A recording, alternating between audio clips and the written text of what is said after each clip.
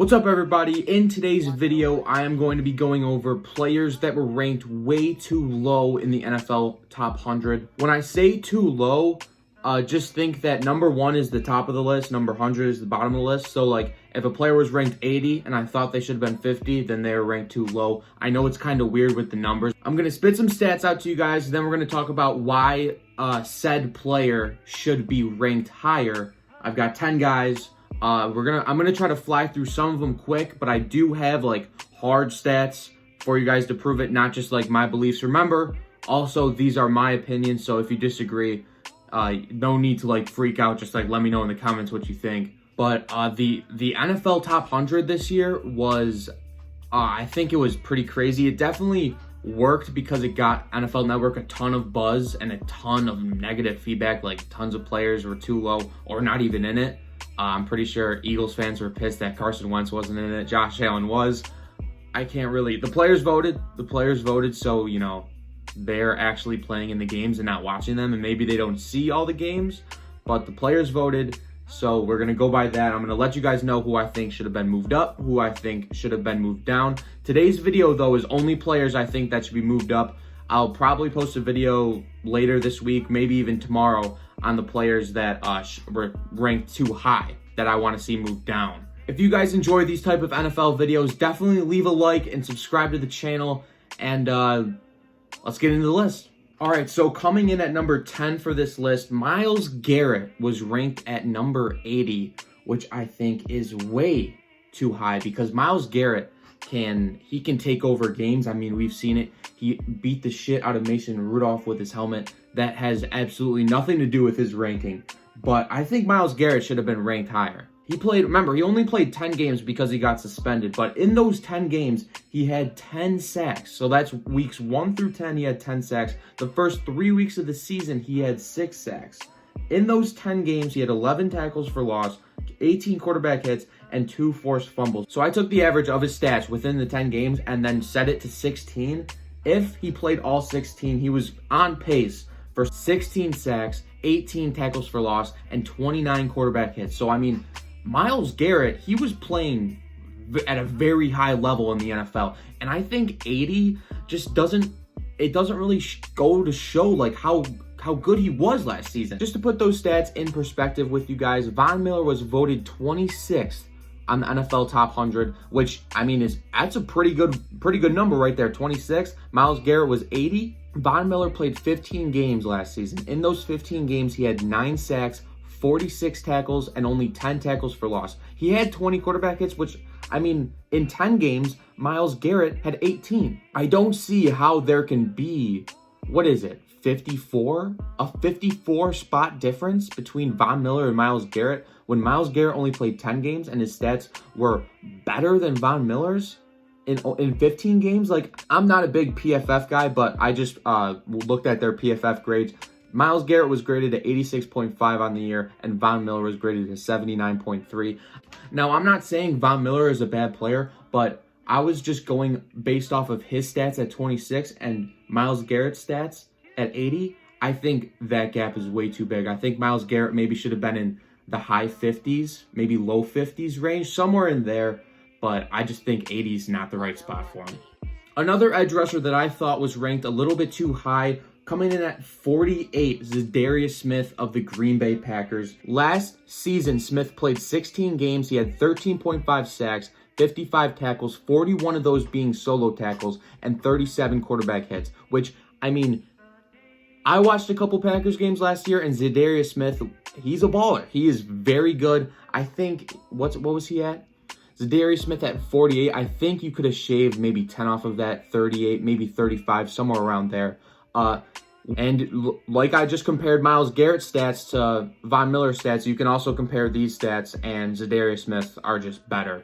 Week 15, he played at Minnesota. Playoff implications, he had 3.5 sacks, 7 tackles, and 5 of those being for a loss. They won. Green Bay won 23-10, but Zadara Smith with 3.5 sacks in a Week 15 game versus a division rival for like playoff seeding implications, that's an insane game. He had 3.5 sacks. Zadara Smith was a force to be reckoned with, and the Minnesota line couldn't stop him Week 15. So he has the ability to take over games, big games. Also, in the playoffs versus Seattle, he had 2 sacks and 4 quarterback hits. He hit Russell Wilson 4 times and sacked him twice, which, I mean, they ended up winning 28-23 based off of, I think it was like there was a bad call that game or something like that at the end of the game. I think maybe Zadara Smith could be bumped up a little bit, maybe like 35-ish, somewhere around there, but 48, a little bit too high.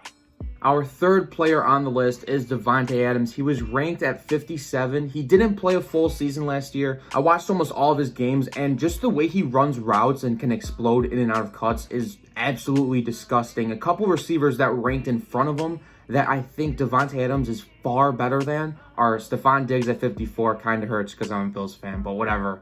Amari Cooper at 49 and Chris Godwin at 38. I think some of you guys might think Godwin's a stretch at 38, but just Davante Adams is probably one of the most complete receivers in the league.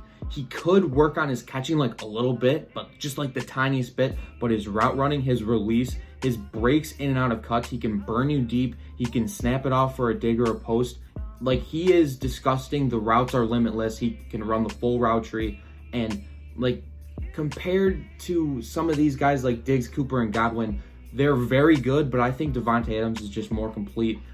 So he only played 12 games in the regular season, but he did play 2 in the playoffs. So week 15, he played versus Chicago, very good defense, had 7 catches for 103 yards and a touchdown. Week 16, played versus Minnesota, had 13 catches for 116 yards and a team win. Week 17, he played against Detroit, had 7 catches for 93 yards and 1 touchdown, which was a win. The first game in the playoffs for the Packers, he had 8 catches for 160 yards and 2 touchdowns versus Seattle.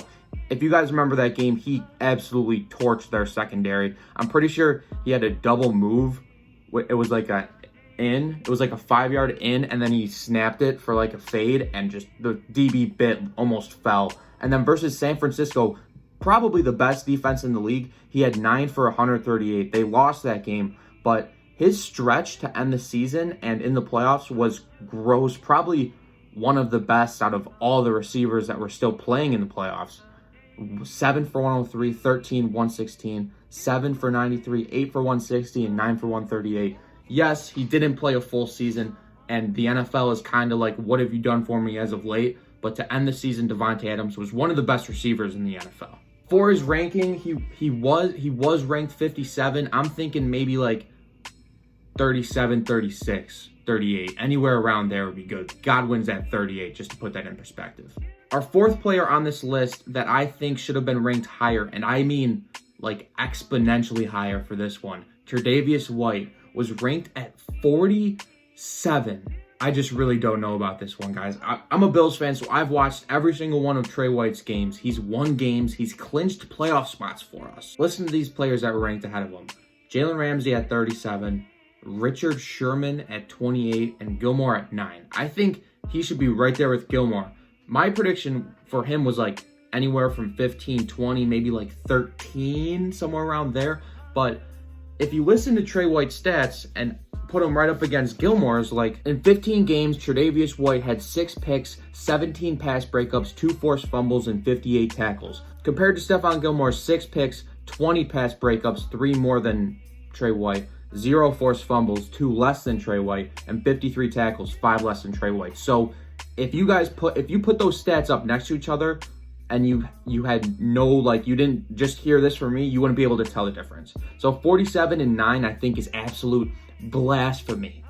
I think it should be Trey White, like anywhere from 20 to 13. Last year, he was in the running for Defensive Player of the Year. TJ Watt was ranked at 25. A couple players ranked in front of him were Nick Bosa at 17 and Cameron Jordan at 23. Let me go through his stats. TJ Watt had 2 picks, 8 pass breakups, 8 forced fumbles, 14.5 sacks, and 55 tackles. Cameron Jordan, ranked at 23, 2 spots ahead of him. I don't know how or why. Had 0 picks, 3 pass breakups, 0 forced fumbles compared to 8, 1 more sack at 15.5, and 2 less tackles. So, like, TJ Watt was doing everything for his defense. The Steelers' defense was very good. Him and Minkah Fitzpatrick, an insane duo, going to play very well in the years to come. But I don't see how Cameron Jordan gets ranked 2 spots ahead of him. Nick Bosa was active all 16 games, started 14 of them.